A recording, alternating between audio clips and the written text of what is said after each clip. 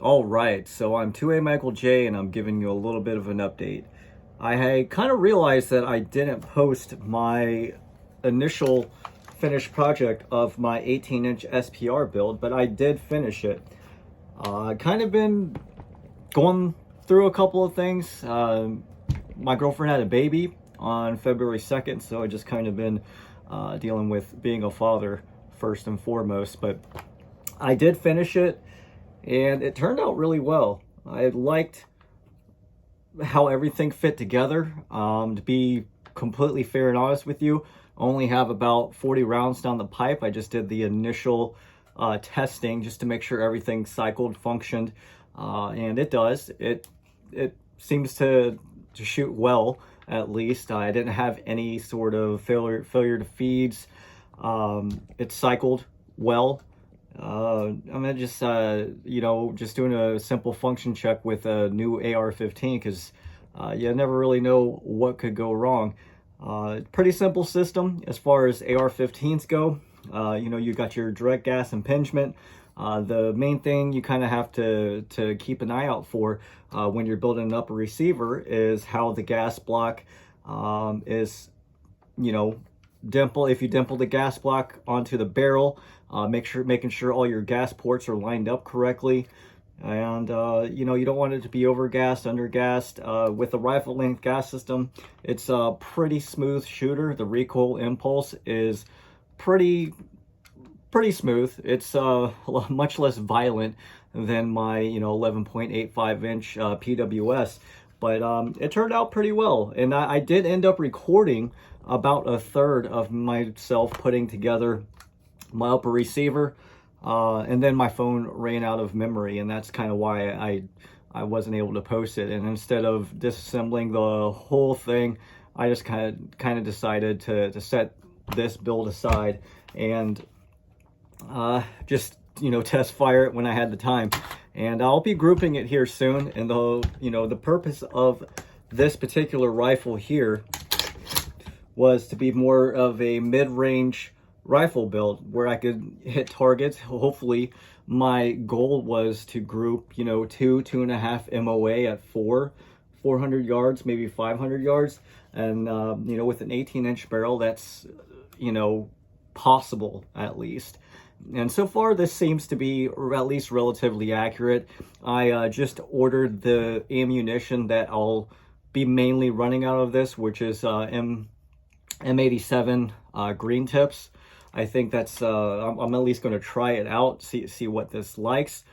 So far I've ran 223, 556. I haven't ran any steel cased or anything, but everything is cycled so far. Used about 3 different types of ammunition. I think 55 grain and 62 grain for the most part. So I do really like the build. It is, like I said, pretty smooth. Trigger is decent enough for a cheap trigger. I will probably end up changing this trigger out. It's not terrible. There's the reset. Brake, crisp. It's okay. I just leave something a little bit to be desired. I did decide to put the Strike Industries King Comp on there. I'll probably end up changing that muzzle device out at some point.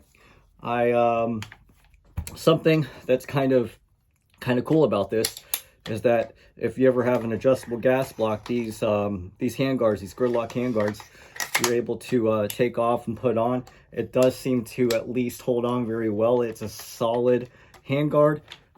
There is a little bit of movement between the upper receiver and the lower receiver. I don't know if you can hear that, but not a big deal. This Arrowhead 1-10 is a decent optic. I do have an Arrowhead 1-8, and I will say that the 1-10 eye box is definitely a little bit tighter at the 10 power magnification, but I really like the optic. I haven't tested the bullet drop compensation on the BDC reticle system that I'm running on this Arrowhead 1-10. I am running a green BDC on this. Really good LPVO for the money.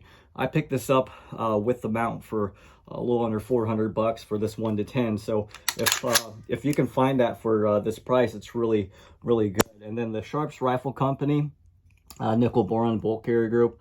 Obviously, it's going to be a decent bolt carrier group. It's a $200 bolt carrier group. The Sharps does run sales every now and then for 10 to 15% off, pretty regular actually. So I would suggest if you're looking to purchase the Sharps Rifle Company bolt carrier group, just wait for one of those sales. They don't charge tax, they don't charge shipping, so the price you see is the price you pay. Sharps, their quality control kind of hasn't has been as consistent as it once was about 4 years ago, but it's still a quality bolt carrier group. But overall, pretty happy with the overall functions of this rifle. It turned out good. This is not a battle rifle.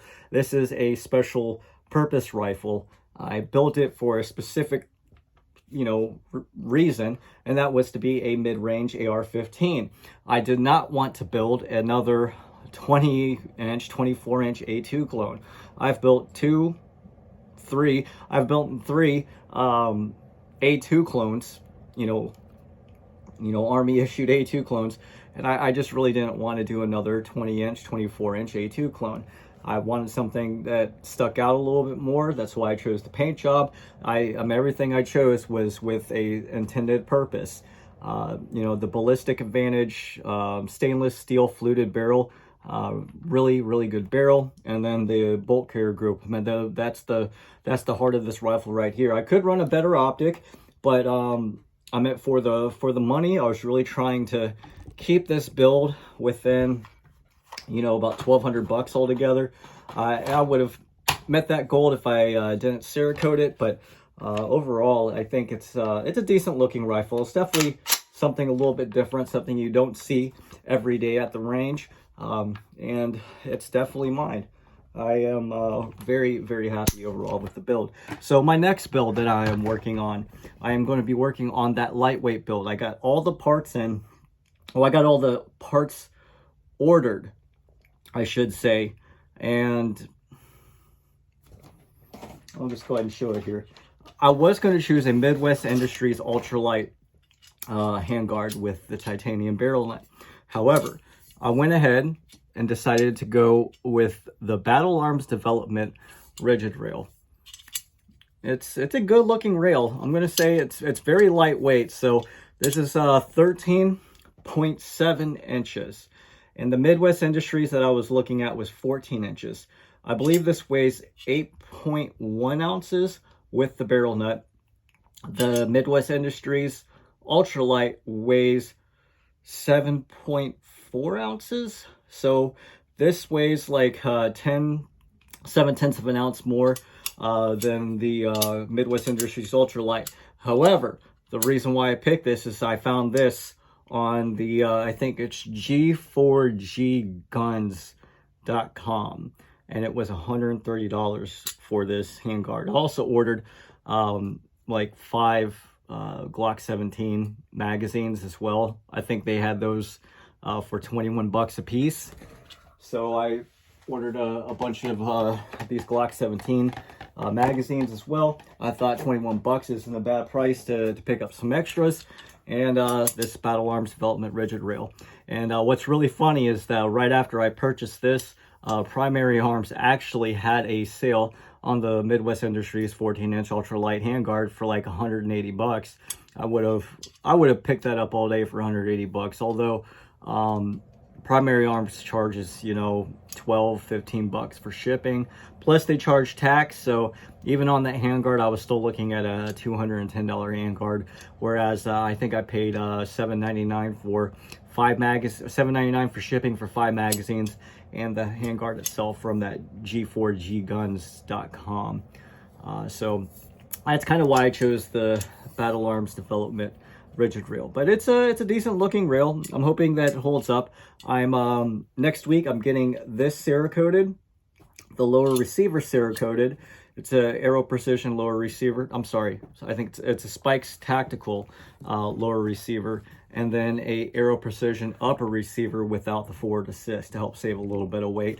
I'm not going for the lightest AR-15 build that I could go for. I'm just going for a lightweight one. So it's a 14.5-inch Faxon match grade pencil barrel.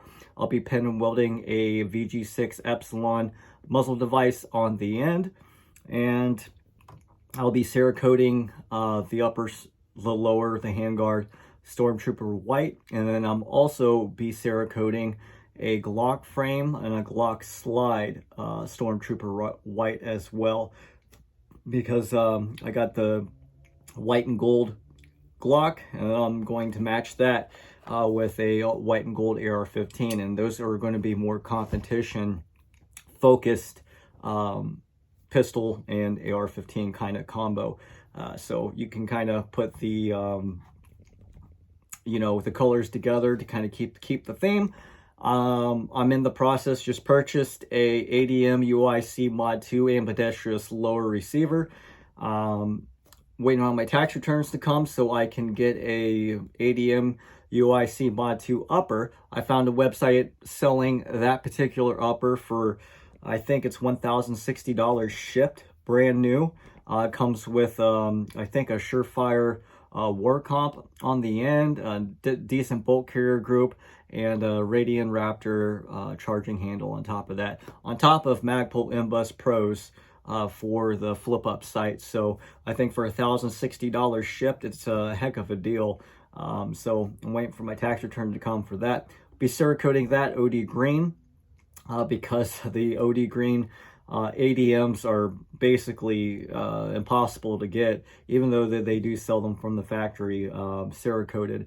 And then I'll be Cerakoting actually another Glock Gen 5. I'll be Cerakoting this Norso Reptile C slide and a Gen 5 lower OD green as well.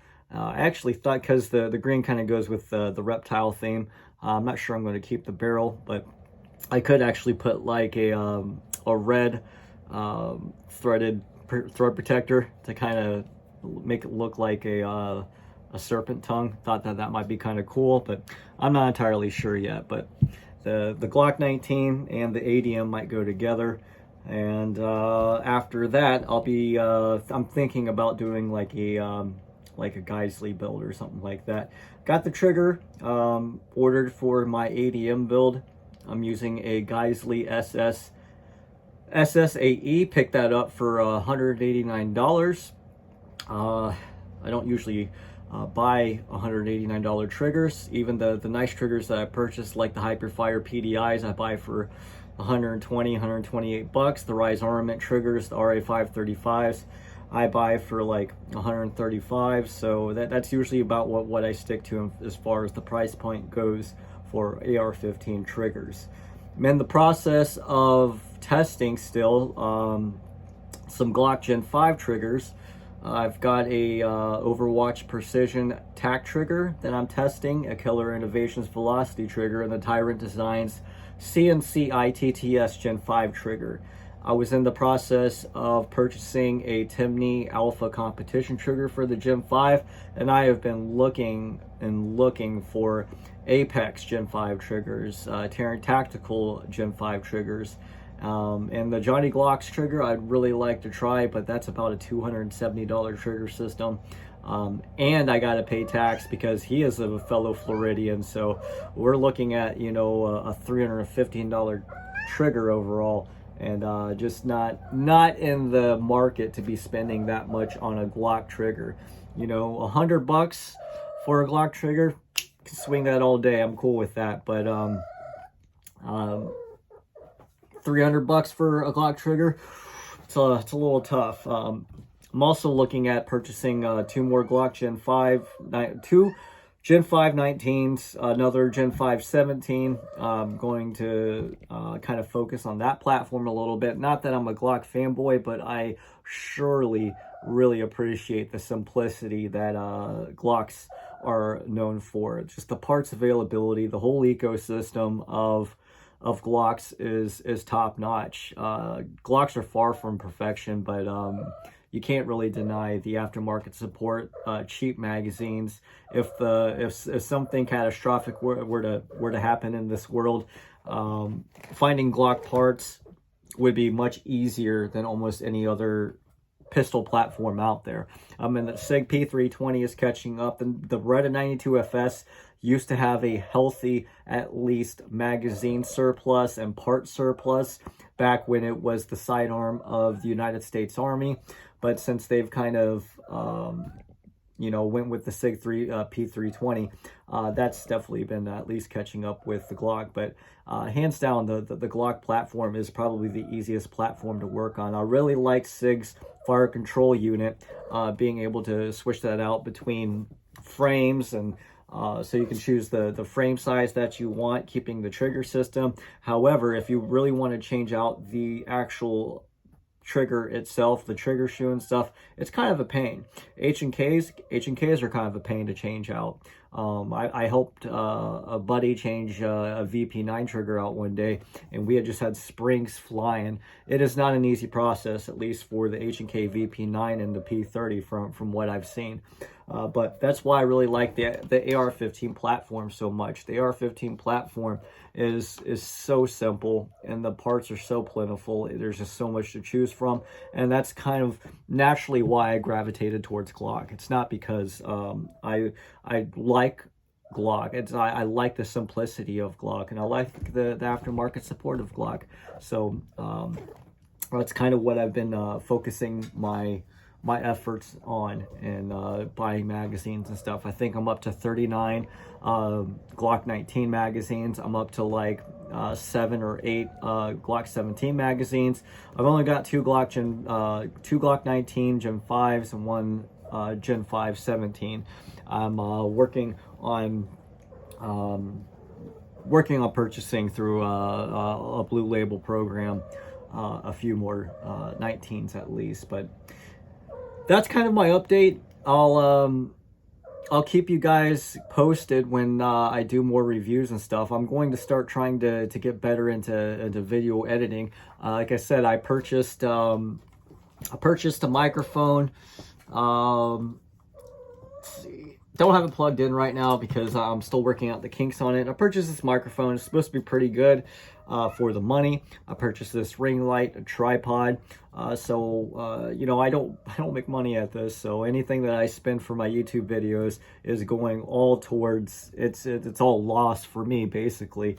For a while, I was just like, I'd rather spend the money on gun parts to review more gun parts than the actual quality of videos. I thought it was okay for what I was doing, but I'm not professional by any means. You know, the opinions and views that I have are just that, you know, there's just some regular little dude that buys some gun parts and wants to test them out and gives you his opinion on it. So that's basically all I am. But some of the parts that I've decided to test, I haven't really seen reviews on. That's kind of why I've decided to do reviews on those particular parts, because A, I was interested in those parts to begin with, and B, I didn't really see any reviews other than a little bit of coverage maybe at a SHOT Show 3 or 4 years ago. So, you know, for people out there who are interested in some of the same stuff that I am, I'm going to start doing reviews on these little bit niche parts, you know. But anyway, that's my update video. Like I said, got a baby. Baby takes up a lot of time, a lot of money, but, you know, it is what it is. I still shoot my guns. Granted, I kind of go in cycles, so I'll go in a cycle of buying a few firearms. I purchased 2 AR-15 lowers and 3 Gen 5 Glocks. Then before that, I was pretty much focused on building AR-15s. Now I'm kind of going back to AR-15s and working on the Cerakote work that I need to for it. Thought about investing into a sandblaster and an HVLP paint sprayer and some Cerakote and just doing it myself. You know, hell, as much as I want to do, it would be smart. But prepping is probably the hardest thing. It's not the tools. Would you stop? Would you stop? Anyway, I think that's time for me to go. But I appreciate the support, guys. Thanks for watching, and join me next time.